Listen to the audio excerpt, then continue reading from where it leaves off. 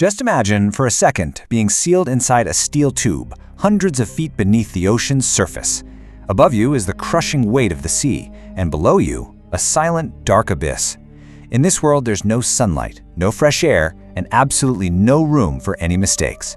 So let's dive into this world and figure out how humans manage to survive in one of the most hostile environments imaginable. And that quote, that's not just some dramatic flourish. It is the fundamental, unbending rule of life on a submarine. We're not just talking about high-stakes combat situations either. We're talking about the simplest, most everyday parts of living that, down in the deep, can go catastrophically wrong. If you need proof, just listen to this story from World War II. The German U-1206, a brand new cutting-edge sub, was lost because of its toilet. Seriously, a simple mistake with a valve, something that would be a minor inconvenience on land, became a fatal disaster under the immense pressure of the ocean. This one incident perfectly sets the stage for everything we're about to explore, a world with zero margin for error. So, what is it actually like to live in one of these submarines? Well, the first and most constant challenge is the absolute shocking lack of space.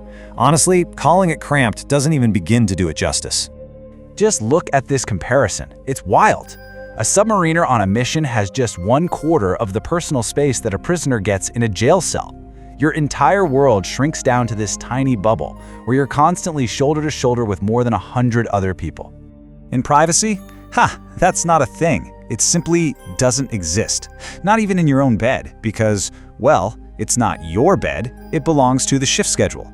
It's a system called hot bunking, and it means the bed literally never gets cold. As one person gets up, the next person climbs right in. It's the ultimate shared space. And even that tiny shared space is intensely claustrophobic. Crew members often call their bunks coffins. You can't sit up in them, you can only slide in and lie flat. Imagine trying to get a decent night's sleep in a space that feels more like a grave than a bed, all while you're deep beneath the waves. Okay, so surviving the confinement is one thing, but how do you even make this steel tube livable? You're in a completely sealed environment. That means every single thing you need to live, air, water, you name it, has to be manufactured right there on board. This is probably the most critical question of all.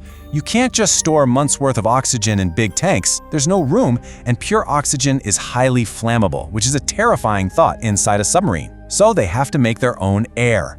The solution is this brilliant piece of engineering called electrolysis. The sub literally pulls in the ocean water around it, zaps it with an electric current to split the H2O molecules, and then it harvests the oxygen. It's like an underwater spaceship, literally manufacturing its own atmosphere. And the scale of this whole operation is just mind-boggling. To keep the crew alive, the life support systems have to crank out 78,000 liters of oxygen every single day. And there's no backup. If that system fails, the crew has only a few minutes before the air becomes toxic. But making oxygen is only half the battle, right?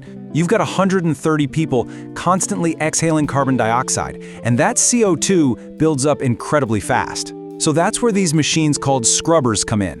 They are constantly filtering the air using a special chemical to literally pull the CO2 out, keeping the whole atmosphere perfectly balanced.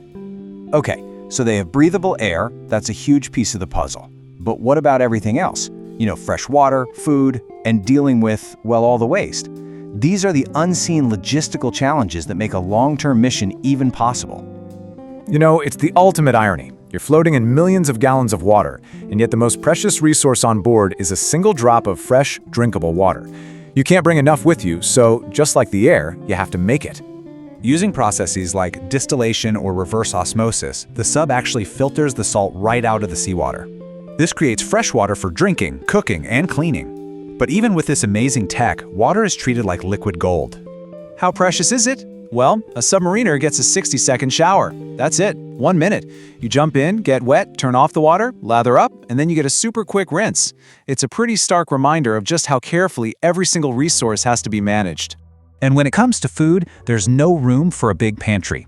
They load up missions with around 20,000 kilograms of food, and they cram it into every possible nook and cranny, under beds, in corridors, you name it. The fresh food is gone within the first few weeks, and after that, it's all canned and frozen goods. What's really interesting is that they eat 4 meals a day, including a midnight meal called midrats, because the high-stress environment just burns calories like crazy. And that brings us right back to the toilets. Getting rid of waste is another incredibly high-stakes engineering puzzle.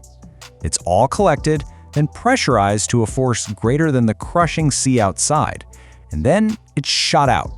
Just like with the U-1206, if you get that valve sequence wrong, the ocean doesn't just leak in, it blasts its way in. So, we've covered the physical battles and the engineering battles. But maybe the greatest challenge of all is the one that takes place inside the human mind. Living in these conditions for months on end takes an unbelievable psychological toll. The enemies down here are invisible. You're dealing with constant claustrophobia, months without a single ray of sunlight, intense isolation, anxiety. There's no day or night, so they have to fake it by changing the lighting, white for day, red for night, just to try and keep their body's natural rhythms from completely falling apart. And this is where that immense psychological pressure meets the need for perfect execution. The tragic story of the USS Tang shows the ultimate price of human error under stress. A tiny miscalculation caused their own torpedo to malfunction. It ran in a circle, came back, and sank the very sub that launched it. It wasn't the enemy. It was a single mistake made under unimaginable pressure. It really all comes down to this. The fight for survival on a submarine is a constant battle on 3 fronts. You are fighting the unforgiving ocean, you're fighting the complex machinery you rely on, and most importantly, you're fighting the limits of your own mind. And it leaves you wondering, doesn't it? To endure life in the deep, you have to conquer the engineering. You have to conquer the environment. But first, you have to conquer yourself. So what really is the greater battle? The one against the immense pressure outside the hull, or the one against the fragile human mind trapped inside it?